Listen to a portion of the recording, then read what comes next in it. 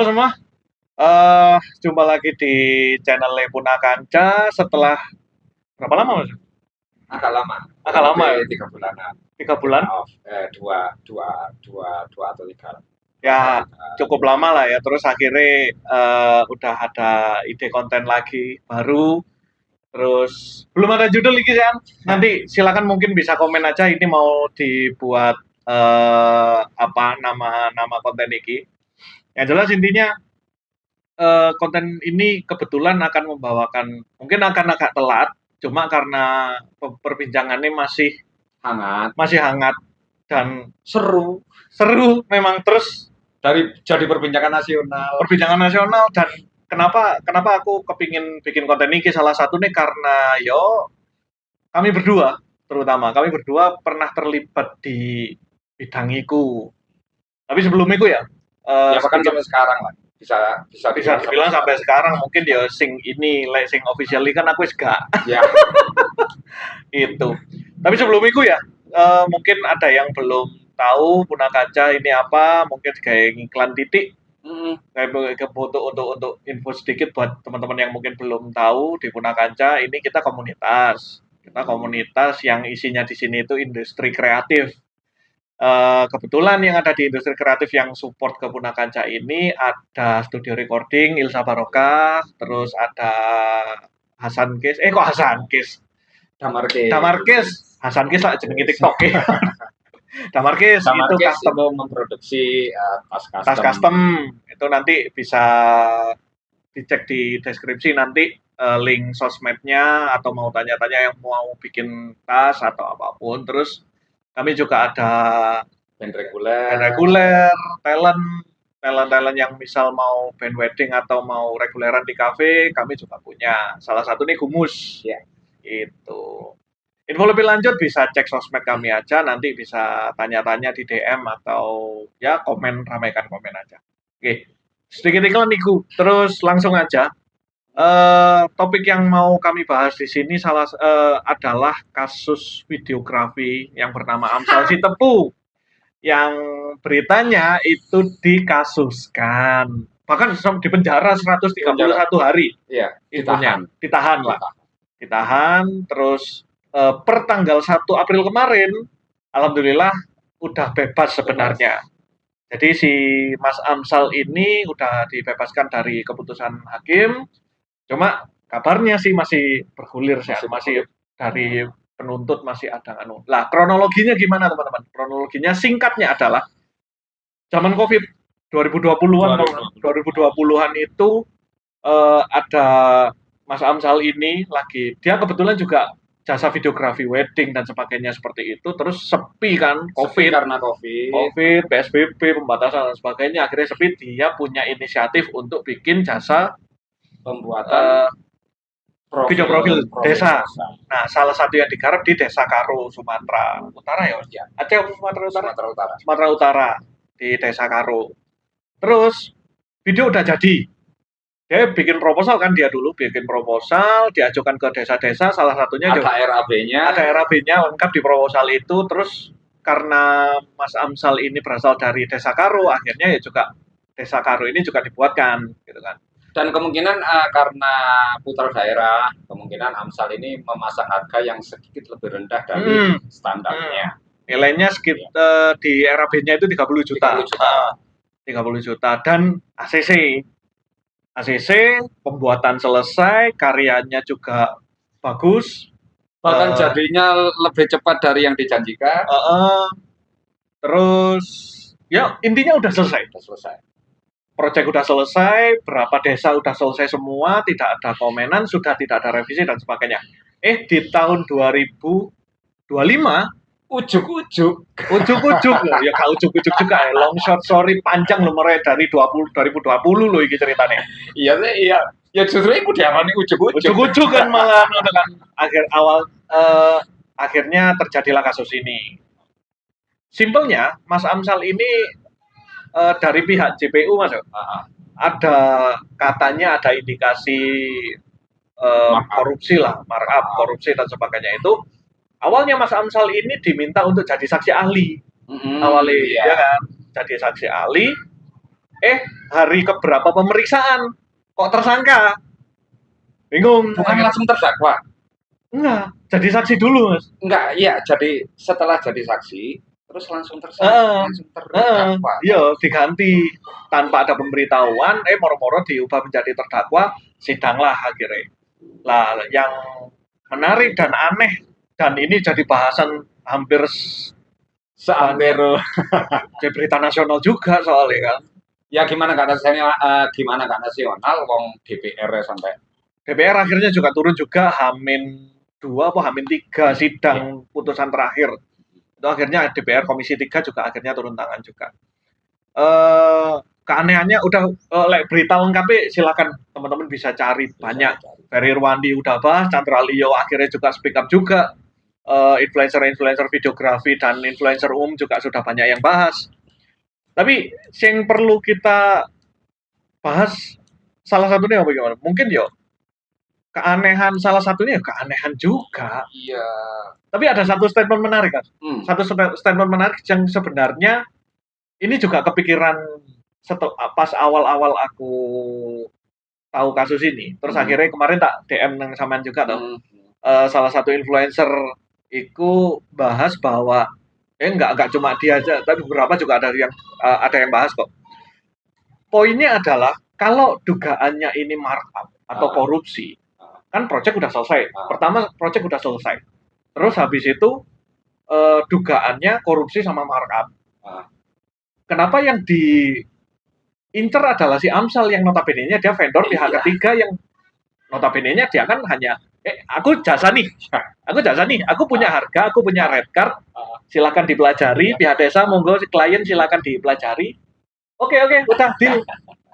Berapa waktu kemudian kok aneh, kayaknya aneh nih RAB-nya. Korupsi nih. Amsal nih tersangkanya. Diusut lah akhirnya.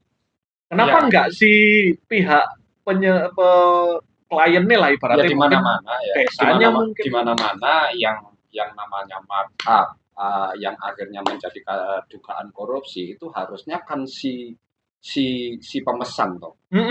Sekarang contoh misalkan kamu pesen kaos ke aku. Kaos nilainya taruhlah 80.000. Ya, 80.000. Terus aku pasang harga 120 dan kamu mau. Kan nggak bisa dikatakan markup.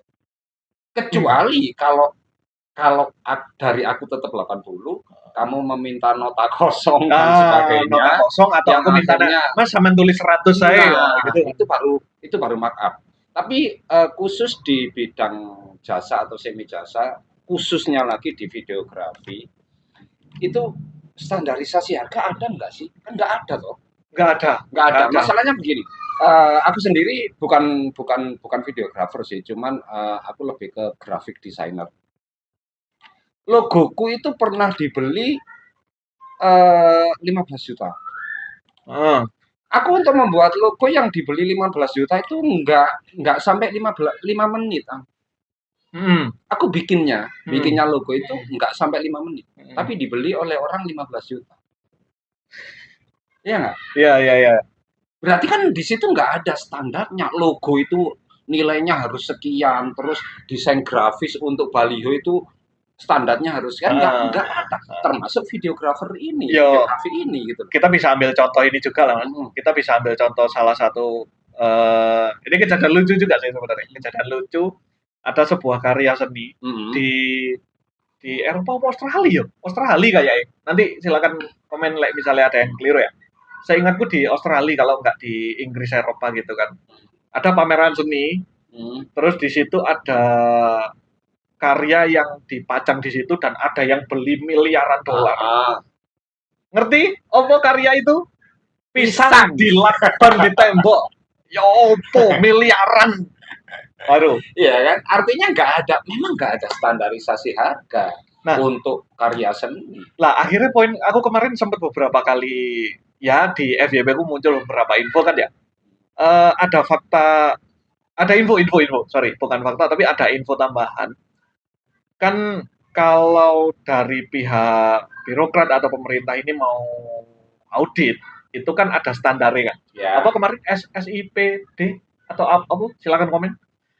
standarisasi ini loh. Iya, iya. Misal katakan, oh ini mau mengadakan pengadaan, nanti ada list, oh barang ini harganya kisarannya segini, harganya segini, segini. Lah yang itemnya berapa puluh ribuan, itu. Lah di situ poin untuk videografi kayak ide atau jasa, bahkan jasa editing itu nggak ada. Terutama yang itu jasa masuk di item SIP apa itu kan? Itu nggak ada di situ. Akhirnya itu yang membuat si CPU akhirnya ide, editing, cutting dan sebagainya akhirnya jadi nol. Kan. Itu salah satu infonya. Nanti bisa komen aja bener gaknya ya. Itu sing keanehan yang lain. Terus keanehan lainnya itu, misalnya kita runtut ya, pertama dari kasus ini udah janggal karena si Amsal yang dijadikan terdakwa, bukan penyelenggara. Tapi misalnya gini mas, kan pada dasarnya ini kan bukan program daerah tuh, bukan program pemerintah kan, tapi ini kan program dari Amsal. Kan Amsal punya ide, menawarkan ke desa, terus ada desa ini mau nggak? Kan berarti kan ada yang nolak tuh, dan faktanya memang ada yang nolak dari sekitar 20, akhirnya itu 20 itu total ya? 20 desa. Itu pun ada yang nego kok. Nggak cuma, akhirnya nggak semua desa itu nggak cuma 30, nggak 30 juta, tapi ada yang 20, ada yang nego dan sebagainya gitu kan. Yang notabene-nya ya memang sih ini bukan programnya desa, tapi anehnya kan itu ya masa sih ada itu sudah ada deal keanehannya gitu. dengan pemerintah desa kan sudah ada deal, berarti kan sudah nggak ada apa-apa, nggak ada masalah apa-apa. Kecuali kalau si Amsal misalnya maksa pun nggak mungkin maksa. Iya kan, nggak mungkin maksa kan. Lurai gak gelem lho. Wes tak agen. Ya nggak mungkin kan gitu loh. Yo, kita aja sendiri sebagai penyedia jasa kan ya, kalau misal kita menawarkan satu produk jasa kita pun ditolak, mungkin kita bujuk mungkin. Iya. Mungkin ya. Namanya juga tawaran gitu. Tapi pada akhirnya deal. Iya kan, pada akhirnya deal. Ya sudah. Dan sudah beres. Sudah beres gitu loh.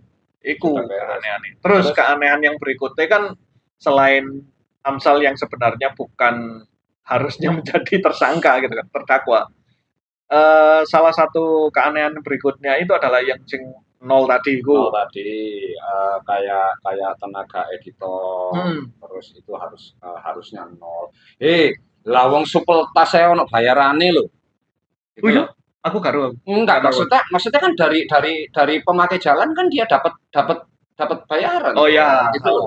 Maksudnya bukan bermaksud meremehkan pekerjaan mereka yang jadi sebelumnya, enggak, mereka juga sangat membantu. Tapi setidaknya enggak nol juga. Enggak nol juga. Jangankan nol, aku pribadi yang pernah terlibat di sebuah agensi penyedia konten atau yang melayani konten. Iku pun aku dan timku sendiri aja tersinggung kalau misal katakan kita udah pasang harga nih. Klien tanya, bisa nego nggak? Bisa lebih murah nggak ya? Ya kalau nego itu kan bagaimanapun juga di awal. Nggak gini loh, yang paling aneh itu nomor satu, kalaupun ada markup, kalaupun ada indikasi korupsi, kenapa harus pembuat jasa? Itu sing paling aneh. Harusnya kan orang desa ini yang setuju itu loh, yang harusnya diaudit gitu kan. Terus kalau misalkan ini harus dinolkan, lu sik ta arek gitu. Lah wong sedangkan supel tasnya sing mek ngono tok ya dia juga enggak 0 rupiah. Tuliskan pendapat kalian di komentar. Gitu. Kasus ini terus aneh opo? Pertanyaan besar gini loh, nek aku pribadi ini ya. Iki wong iki wis kangelan golek pengalian isu kok piye? Ya kita nggak tahu ya. Masalah tahu ya. Faktanya kasus ini jadi pembicaraan nasional juga. Yang DPR sampai menggelar rapat. Berarti kan ini seolah-olah kasus yang gedenya melebihi dari kasus 3.000 triliun misalnya, 300. 300 triliun misalnya. 300 triliun. Kan seolah-olah kasusnya lebih besar dari itu gitu loh. Makanya ya nggak salah toh nek misalnya aku pribadi mempunyai asumsi iki wong-wong iki kan bahan pengalian isu mana apa piye gitu loh. Ya tapi sekali lagi kita nggak tahu ya. Kita nggak tahu apakah ini memang pengalian isu atau enggak. Cuma ya kembali lagi, Ya memang ini bukan kasus yang maksudnya bukan kasus yang harusnya segede ini gitu. Nah iya, makanya ya pengalian isu dari dulu sampai sekarang sih nggak pernah dideklarasikan, nggak pernah dideklar ada. Ini pengalian isu nggak mungkin gitu loh. Komen, tapi, silakan. Apakah ini pengalian isu? Silakan komen. soalnya gini loh, soalnya masalah seremeh ini bahkan yang sebetulnya bukan masalah, kok sampai jadi pembicaraan di rapat DPR gitu. Ya ini gak pengalian isu apa mana? Pak Mahfud MD sendiri pun kan bilangnya perdata loh. Iya, terus pengalihan kalau benar ini pengalihan isu dari mana? Pengalihan isu apa yang mau dialihkan? Gitu. Kalaupun yang kurang lebih isu-isu yang lebih gede lah ya, yang baru-baru kemarin ini banyak dibicarakan banyak orang, bahkan orang DPR, beberapa pejabat kepala daerah juga nggak menyetujui program itu. Ya, tebak ya programnya apa? Tebak sendiri aja. Terus fakta yang lain ini juga ada sedikit kejanggalan. Bisa dibilang mungkin ini kenapa ini belum selesai juga. Ternyata setelah putusan hakim ini tanggal 1 April kemarin, akhirnya beberapa orang juga ada yang bahas juga.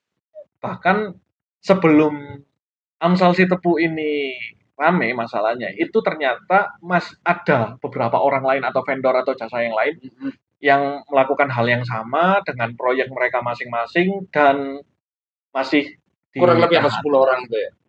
Kurang lebih iya, kurang lebih 10 orang. Dan itu yang sudah diperkarakan dan cuman enggak seramai Amsal gitu. Makanya apalagi sekarang udah divonis bebas, tapi kok sih dipermasalahkan lagi. Ya itu juga aneh-aneh yang lain, bahkan sampai demo loh. Lah iya, sampai demo loh. Makanya ini ada apa sih sebenarnya gitu loh kan. Ya nek kita belajar dari yang sudah ya, menurut aku pribadi tetap ini pengalian isu. Tentang isu apa yang dialihkan kita nggak tahu. Komen aja. Silakan komen aja. Mungkin aku bisa ambil contoh ini juga sih mas. Kejadiannya si siapa? Gus Yakut. Nah, Gus Yakut itu kan demonya ngeri itu. Iya, tapi nggak seheboh ini Nggak maksudnya demone kan kalau beritanya mungkin nggak serame kan. Iya. Demone kan cukup ngeri ku sampai. Iya. Wah. Iya. Lucu itu. Ya lagi-lagi demo bisa disetting sedemikian rupa bisa. Terus Gus Yakut yang notabene sudah melakukan tindak pidana korupsi kuota haji senilai piro sih? Ya itu segitu banyak. Toh pembicaraannya enggak seintens ini gitu loh. Enggak sampai seseru ini. Apakah itu sebuah pengalian isu yang tidak berhasil atau gimana? Aku sampai nemen gak nganu overthinking. Iya. Bikin overthinking udah asli bikin overthinking. Ya jangan salahkan kalau banyak orang overthinking ya karena mereka juga begitu sih. Tingkah polai.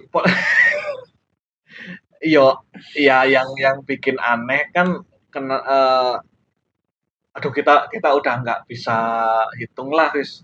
Banyak banyak hal yang dikasuskan dengan alasan yang aneh gitu kan.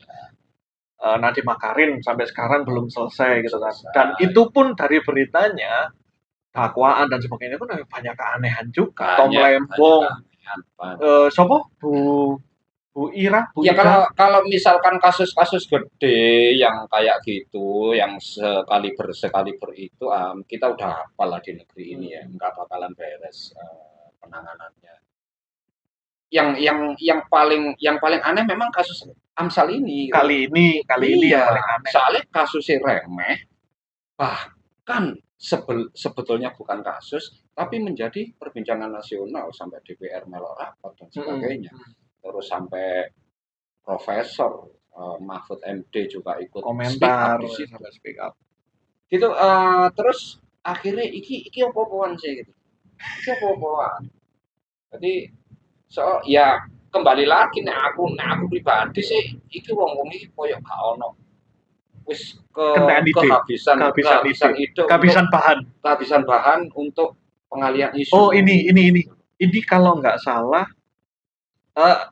sekali lagi correct me if I'm wrong. Salah satu cuplikannya aku sempat muncul juga. Pak Mahfud kan juga sempat bilang kalau nggak salah kan ya, kejaksaan itu katanya itu punya budget. Nah, maksudnya ada anggaran rutin gitu loh. Ada anggaran rutin. Kalau misal kepingin dapat anggaran ini, mereka harus punya kasus. Harus punya kasus yang bisa di LPJ-kan. Ibaratnya kayak gitu loh. Sekali lagi, correct me if I'm wrong. Itu lek salah Pak Mahfud iki sing ngomong ya. Sorry lah kalau misal ono institusi sitokne sing koyo ngono iku. Ono maneh ndek institusi sitokne. Tapi model setoran. Lah, karena adanya informasi ini juga, kan kemarin juga keungkap toh bahwa kejaksaan yang menjadikan Amsal ini terdakwa, ternyata ya menjadikan Mas Amsal ini terdakwa dulu, buktinya dicari nantilah. Itu udah biasa. Yang penting kita cari tersangka dulu. Itu udah biasa. Kasarnya seperti itu loh, teman-teman. Itu udah biasa. Di Indonesia kita hal seperti itu udah biasa. Jadi memang apa ya, miris lah melihat keadilan, melihat hukum di negara kita ini ngeri ya, ngeri sih.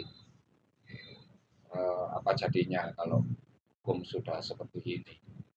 Sebetulnya padahal sebejat-bejatnya aparat, sebejat-bejatnya pejabat pemerintah, sebejat-bejatnya lembaga, sebejat-bejatnya isi negara, kalau hukumnya kencang, harusnya masih bisa dikendalikan. Tapi kalau hukumnya sudah bengkok,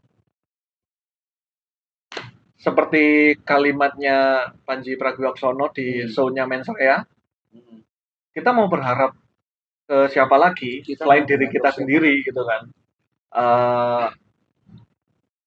Ini kalimatnya Panji loh ya. Polisi kita membunuh, TNI kita berpolitik, ya. Presiden kita memaafkan koruptor, wakil presiden kita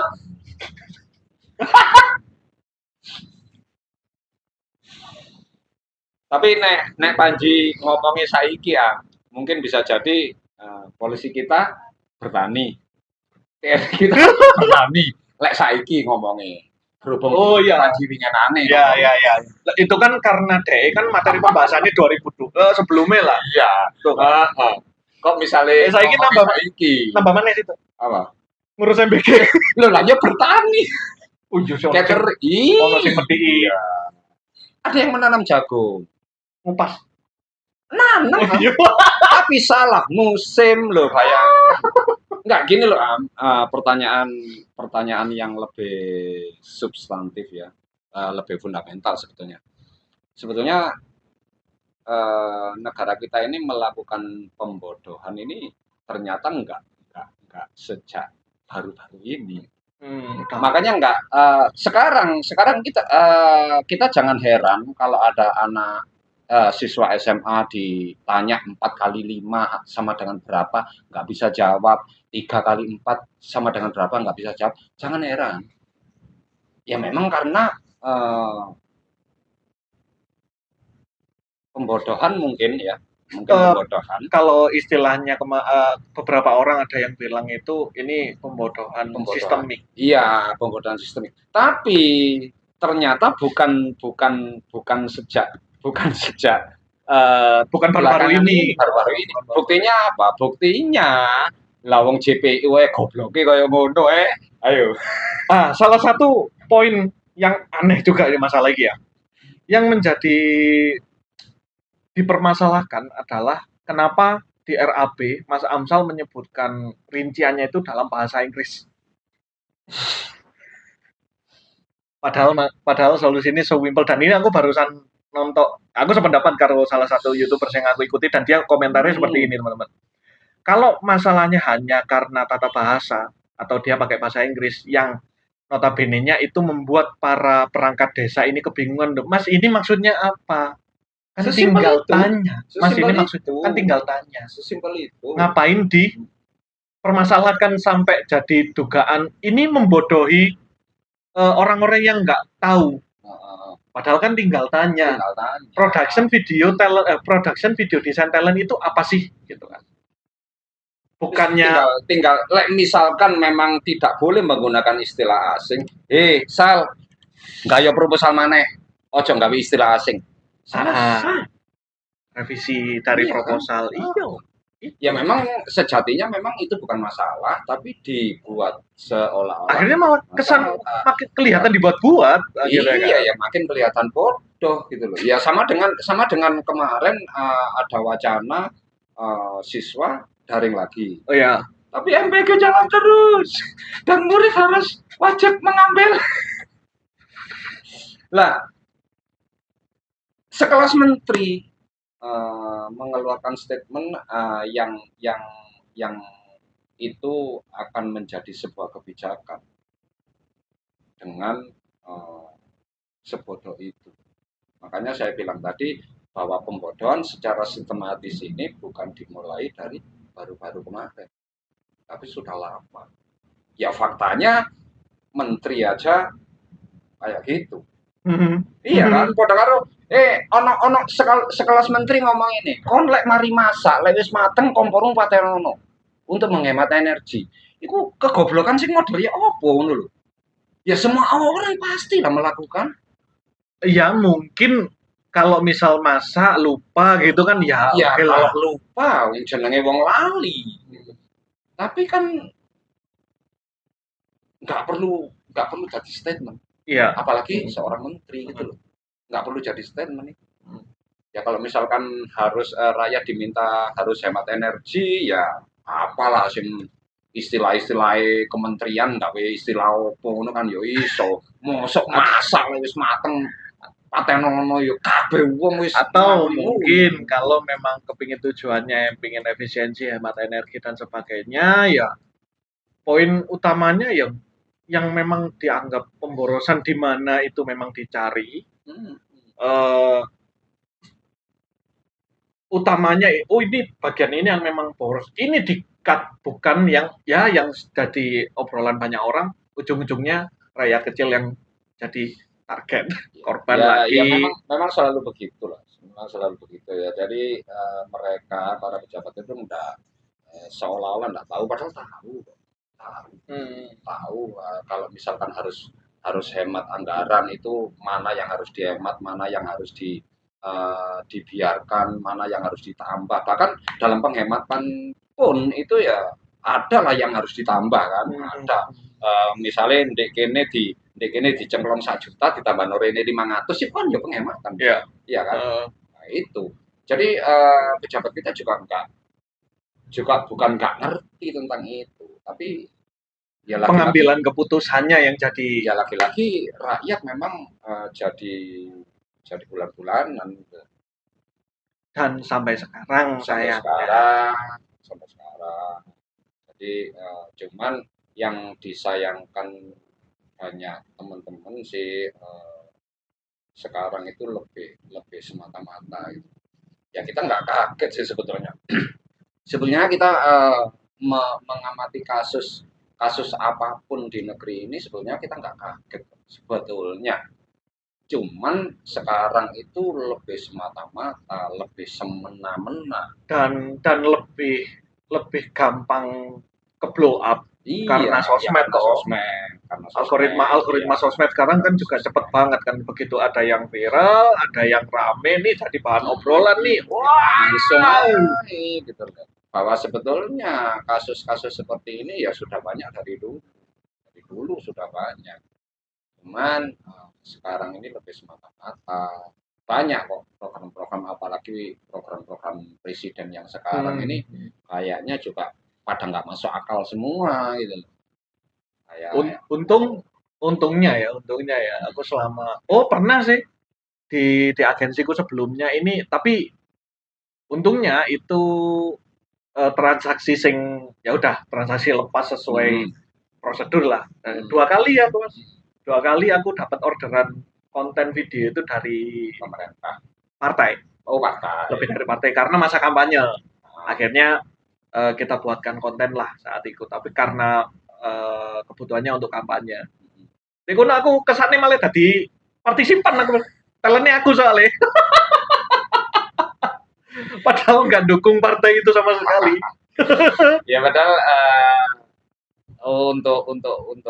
untuk jenis-jenis pekerjaan seperti kita kayak ngono iku ya menangani partai politik itu resikonya ya tinggi juga. Karena saya juga pernah mengalami. Jadi pada waktu itu aku punya pelanggan seorang yang pejabat, bukan pejabat, cuman dia aktif di punya kedudukan di partai politik. Belum instansi. Punya langganan itu. Sebut saja partai A gitu ya. Terus hanya gara-gara saya mendatangi undangan makan-makan di partai B. Buzzer. Yang partai B ini bukan langgananku loh. Bukan langgananku ini partai tapi B. Kenal juga sama aku, kenal. Si partai A ini langgananku udah bertahun-tahun. Dan kalau ya namanya partai politik tahu sendiri ya kan, kalau ngejob itu memang luar biasa, banyak memang. Terus hanya gara-gara aku mendatangi undangan makan-makan di pendopo kecamatan waktu itu, di undangan ini oleh partai B. Orang partai A ini tahu.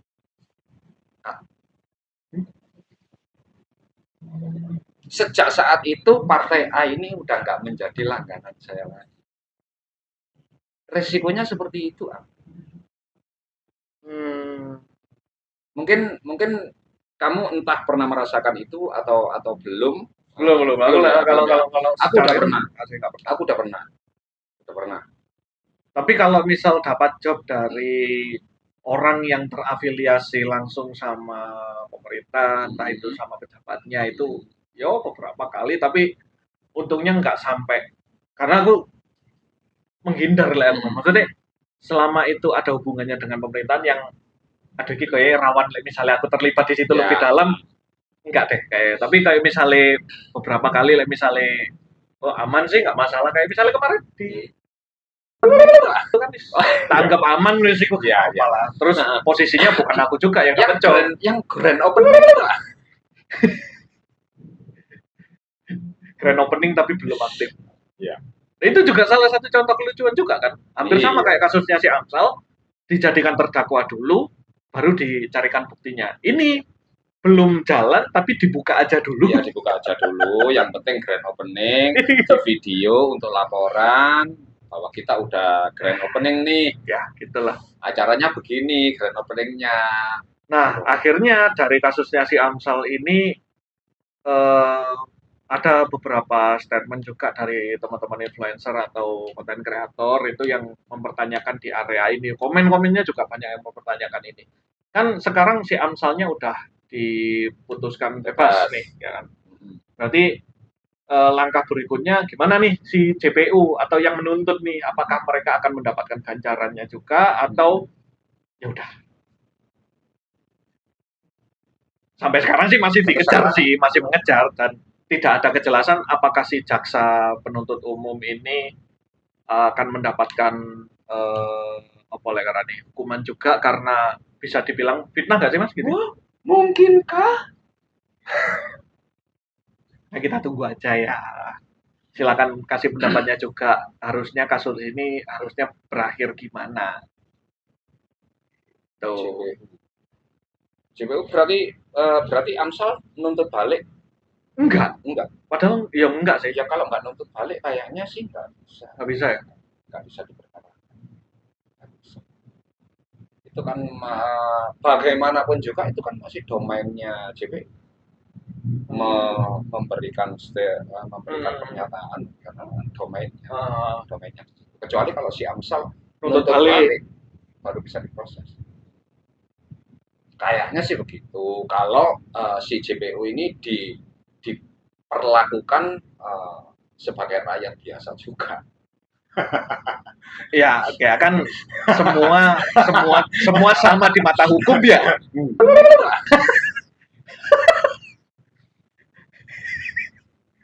Gitu.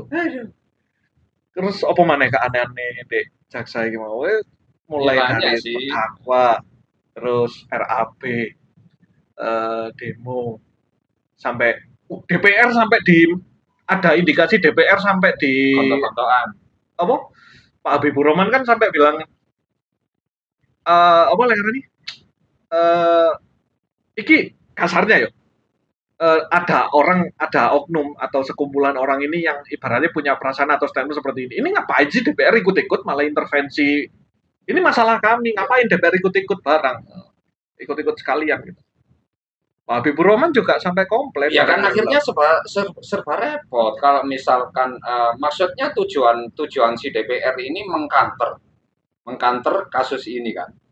Rekon iku sing kena lek nangani kasus maksudnya ya, gitu. Tapi kan akhirnya dimasukkan kategori intervensi ya. Iya kan sama dengan intervensi kan. Wong mempengaruhi kok. Iya kan? Ya wis berarti kan ya serba repot. Maka yang benar apa? Ya aja melok-melok. DPR. Iya. Ya bagaimanapun juga kan intervensi ya. Gitu loh. Tapi kalau misal karena posisi ini Komisi 3 ini kan lebih ke ini kan memang job desk-nya di situ kan ya? Iya tapi yo termasuk intervensi lah. Dibilang intervensi mungkin iya. Tapi kalau misal itu intervensi dari pihak yang memang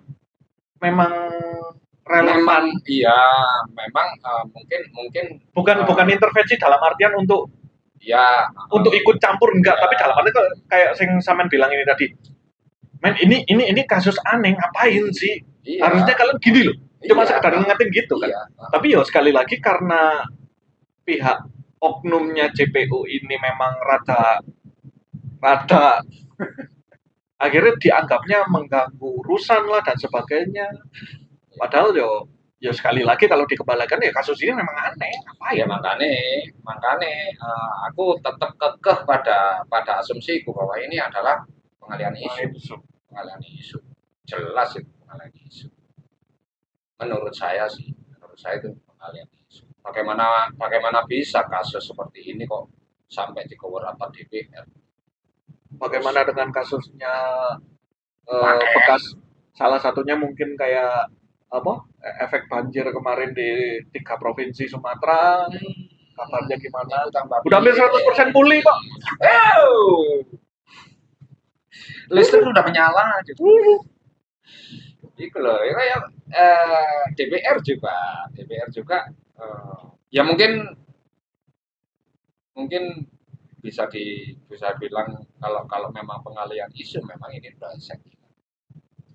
Konku lebih sama kasus iki, konku ngini ya kan kayak gitu. Nah, misalkan ini benar ya, bahwa ada juga opini yang seperti itu. Jadi nggak cuma dari kasusnya aja, tapi mungkin ya ini sekali lagi ini opini yang opini liar ya. Opini liar ada aja yang bilang kayak misal katakan nggak cuma kasus ini yang settingan, bisa jadi semua yang terjadi di Indonesia ini juga setting. Kita sebenarnya ada apa istilahnya elit global. Semuanya udah diatur. Terus beberapa orang ada yang bilang yang miskin jadi miskin, yang kaya makin kaya, itu ya juga salah satu bahan dari settingan. Sampai apa penjelasan Pak Dharma. Konrekun. Lah iku sampai menurut beliau tsunami winginane gaenane menungso. Iya kan. Tapi yo masuk akal loh Mas. Iya masuk akal. Ya masuk akal. Sangat masuk akal. Ya kan penebangan dari para penebangan itu.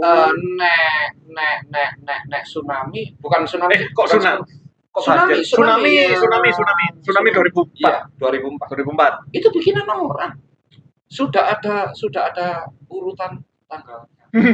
Itu menurut Pak Dharma. Dan Pak Dharma bukan asal ngomong, tapi beliau membawa data bahwa tsunami kemarin itu memang buatan manusia. Dan kita kalau menggunakan logika, ya memang mungkin, sangat mungkin. Apalagi dengan posisi ini kasus Epstein kemarin, Epstein File, kan ada beberapa statementnya Dharma Pongrekun ini juga kan yang awalnya dianggap lucu. Begitu Epstein File muncul, kok ada benarnya omongannya Dharma Pongrekun. Iya. Mikir lagi kan. Ya karena beliau bukan orang yang tidak berada di mana-mana terus berstatement seperti itu. Enggak, beliau purnawirawan apa? Bintang biru. Oh, kurang paham kali. Bintang 3 kalau nggak salah. Kepolisian.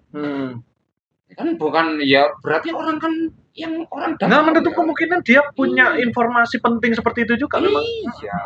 Lah beliau baru bisa ngomong mungkin setelah beliau mau purna ya. Nah, gitu loh. Kalau selagi dia masih bertugas, resikonya terlalu tinggi, bisa dicopot, bisa seperti polisi mana yang kemarin. Oh iya, dia mau intinya mengungkap kebenaran, mengungkap terus kasus korupsi, malah dimutasi dan dia lebih memilih mundur. Salut Pak. Salut Pak Vicky. Itu berani, termasuk keputusan yang berani. Cuman Pak Vicky jenengan satu dari berapa puluh ribu oknum. Ya, ada yang oknum, ada yang mau nggak mau jadi oknum. Ya. Seandainya semua polisi kita seperti Pak Vicky. Ya. Terus mundur kabeh. Kan mau polisi Pak. Ya masa Pak Hugeng tarik polisi sing itu legenda. Ya kembali ke Amsal. Silakan tulis pendapat kalian di kolom komentar. Kasus ini memang seperti apa, atau kalian punya informasi lain yang kami belum tahu atau orang lain belum tahu, silakan komen tulis di komentar. Segitu aja dulu konten kali ini. Kita akan ketemu lagi. Sekali lagi ini masih belum ada judul ini mau dinamakan konten apa. Awalnya sih aku kepikiran kepingin ngobrol aja sih. Aku kepingin ngobrol aja dengan Mas Dian atau dengan siapapun nanti di Tepuna Kanca atau teman-teman yang lain. Pengen ngobrol hal-hal yang mungkin relevan atau mungkin yang menarik untuk dibahas, gitu aja. Gitu ya, mohon maaf kalau ada kalimat-kalimat yang mungkin bikin tersinggung. Ya, mohon maaf kalau ada yang bikin tersinggung dan terima kasih udah nonton. Sampai jumpa di konten berikutnya. Sampai jumpa.